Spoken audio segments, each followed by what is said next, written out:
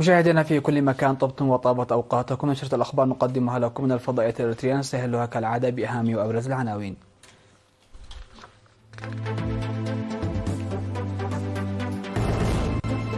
ورشة عمل لحماية المباني الأثرية في مدينة كرن. تنظيمات المرأة في الوزارات ومجلس المرأة في الأوسط يقيمان أنشطتهما. تدريب المرأة في التطريز والنسيج في دك محرم.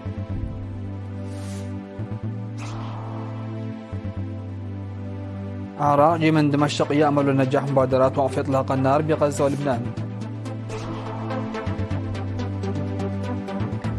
كيم جون أون يشرف على تدريبات مدفعية بالذخيرة الحية. وبولندا ستخصص مبلغا ضخما من ميزانية عام 2025 للدفاع. أهلا بكم إلى تفاصيل النشرة. دعت ورشة عمل عقدت يومي 2 و3 من أكتوبر لضمان العناية بالمباني القديمة في مدينة كرن والحفاظ عليها بشكل صحيح حتى لا تفقد أصالتها وتعبر إلى الأجيال بسلام. وقال حاكم إقليم عنسبة السفير عبد الله موسى في الورشة التي نظمها قسم بحوث علم الآثار وكذلك قسم الثقافة والريادة في إقليم عنسبة ومفوضية الثقافة والريادة إن ترميم جميع المباني التي هي في حالة مزرية والمحافظة عليها هي مسؤولية الجميع. وأوضح المدير العام لقسم الثقافة والريادة في الإقليم السيد سراج حجي إنهم ظلوا يعملون بالتنسيق مع قسم أبحاث التراث والآثار لإجراء البحوث العلمية على هذه المباني، وأن تنظيم ورشة العمل مواصلة لهذه الجهود. وقد قام قسم الثقافة والرياضة بالتعاون مع مشروع تراث أسمر وقسم التنمية العمرانية في إقليم عنسبة ومدينة كرن قام بإجراء مسح في عام 2019 لتحديد والحفاظ على حوالي 700 مبنى تاريخي تم بناءه من عام 1875 إلى عام 1940 ووضع خطة لترميمها. وقد قدمت في ورشة العمل 8 أوراق بحثية تتعلق بالموضوع من قبل قسم أبحاث الآثار ومفوضية الثقافة والرياضة وقسم التنمية العمرانية في الإقليم. ودعا مفوض الثقافة والرياضة السفير زمد دخل المجتمع بشكل عام والملاك والمستخدمين بشكل خاص على العمل بجدية في الحفاظ على المباني التاريخية في مدينة كرن.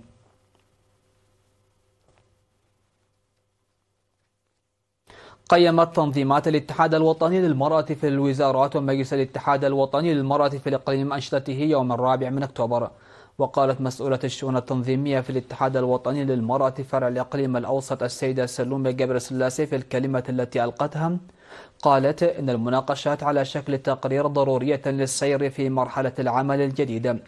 ناقش الاجتماع التقارير المقدمة وتحديات العمل والتوصية لتقوية الجهد لتنفيذ البرامج غير المنفذة.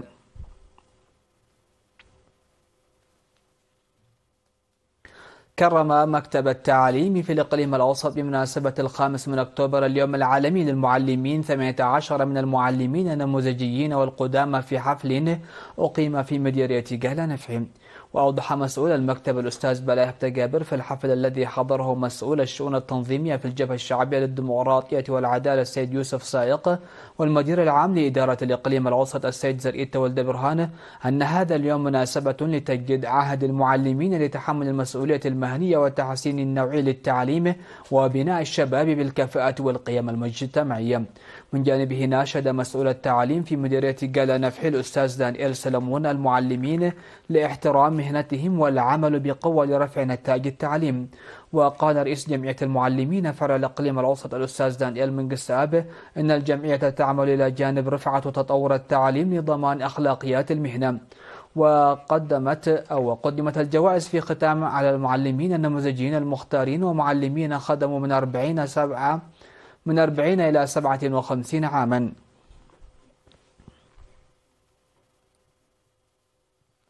تلقت 11 امرأة راعية دورة تدريبية في التطريز والنسيج لمدة 9 أشهر بتعاون جمعية بدها ولجنة الدعم السويسري لإريتريا السوكي، وتضمن البرنامج الذي استمر من 1 فبراير وحتى 2 أكتوبر 2024 شهرا واحدا في التطريز و8 أشهر في النسيج.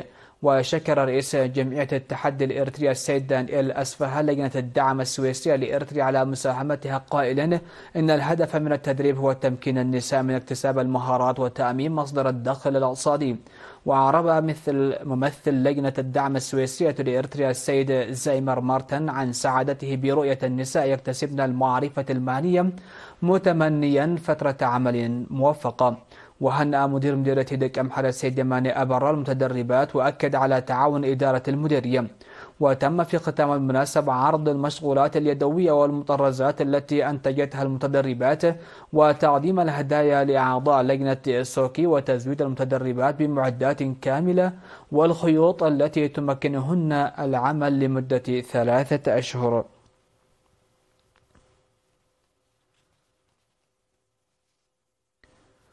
كرمت مدرستي سمعتات ودنبسنبل في أسمر يوم 5 أكتوبر طلابها المتفوقين في امتحانات الشهادة الوطنية الثانوية.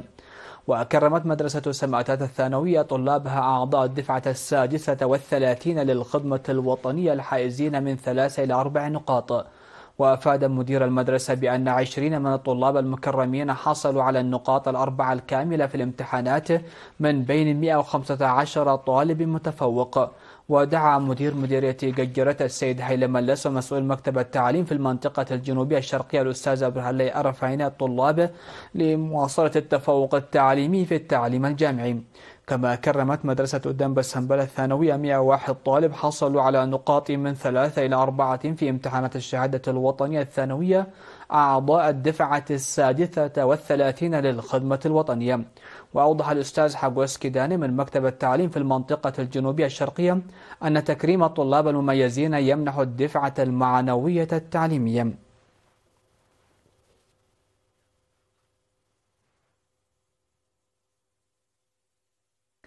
مشاهدينا، كانت هذه الأنباء حصيلة الأنباء الداخلية. فاصل قصير ومن ثم نوافيكم بالأنباء على الصعيد العالمي.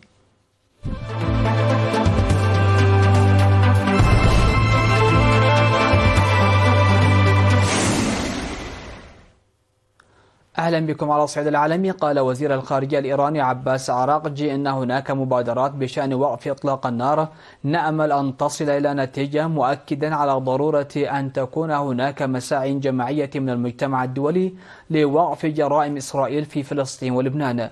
وفي مؤتمر عقب مباحثات مع مسؤولين سوريين في العاصمة دمشق انتقد عراقجي إسرائيل وقال إنها لا تتحدث إلا بلغة الحرب والقتل وتواصل كل يوم جرائمها في بيروت وغزة. وشدد على أن وقف إطلاق النار في لبنان وغزة هو الملف الأهم لزيارته للمنطقة، لافتا إلى أن مشاوراته مع السوريين تكتسب أهمية خاصة. وكان المتحدث باسم وزارة الخارجية الإيرانية إسماعيل بقائي قال إن الوزير عراقجي سيبحث مع المسؤولين السوريين خلال الزيارة التطورات الإقليمية والعلاقات الثنائية.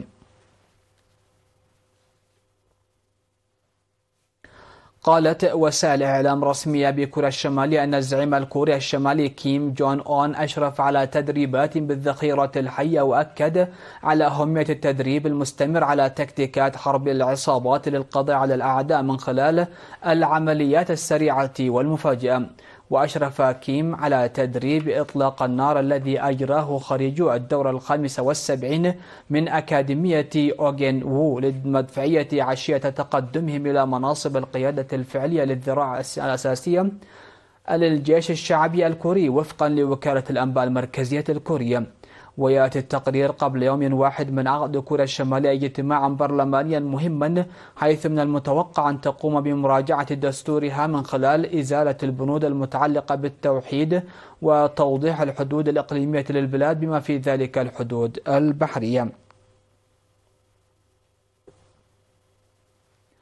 أعلن رئيس الوزراء البولندي دونالد توسك أن ميزانية البلاد لعام 2025 ستشمل مبلغا ضخما يخصص للدفاع. وأضاف أن الحرب الروسية الأوكرانية المستمرة تهدد الدول المحيطة بالاتحاد الأوروبي، وتقع بولندا على الحدود مع أوكرانيا التي مزقتها الحرب ومقاطعة كالينغراد الروسية. ووصف توسك اقتراح الميزانية بأنه سخي وسيساهم في نمو البلاد اقتصاديا، وقال إن التضخم تحت السيطرة وأن هناك نموا اقتصاديا تشهده البلاد منذ سنوات. وأشار رئيس الوزراء في مؤتمر صحفي إلى زيادة حقيقية في الحد الأدنى للأجور والقيام باستثمارات، وخاصة في المجالات الرئيسية المتعلقة بالطاقة والبنية التحتية للسكك الحديدية.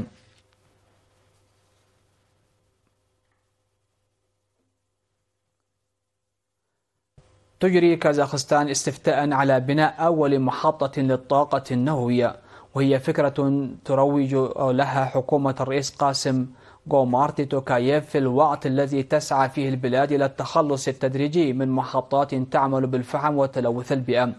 وعلى الرغم من احتياطياتها الكبيرة من الغاز الطبيعي، تعتمد كازاخستان في الغالب على محطات تعمل بالفحم لتلبية احتياجاتها من الكهرباء، إلى جانب بعض المحطات الكهرومائية وإمدادات من قطاع الطاقة المتجددة المتنامي. ويبلغ عدد سكان كازاخستان نحو 20 مليون نسمة. وتقول الحكومة إن هناك حاجة لمصدر كهرباء يعتمد عليه ليكمل ما تنتجه موارد الطاقة المتجددة مثل الشمس والرياح، وأن الخيار النووي منطقي بالنسبة لكازاخستان بصفتها من أكبر منتجي اليورانيوم في العالم.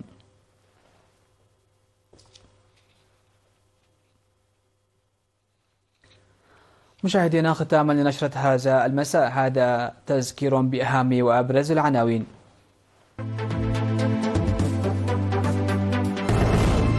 ورشة عمل لحماية المباني الأثرية في مدينة كرن. تنظيمات المرأة في الوزارات ومجلس المرأة في الأوسط يقيمان أنشطتهما. تدريب المرأة في التطريز والنسيج في دك أمحرين.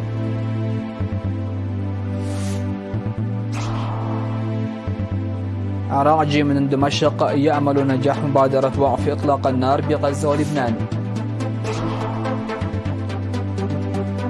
وكيم جون أون يشرف على تدريبات مدفعية بالذخيرة الحية.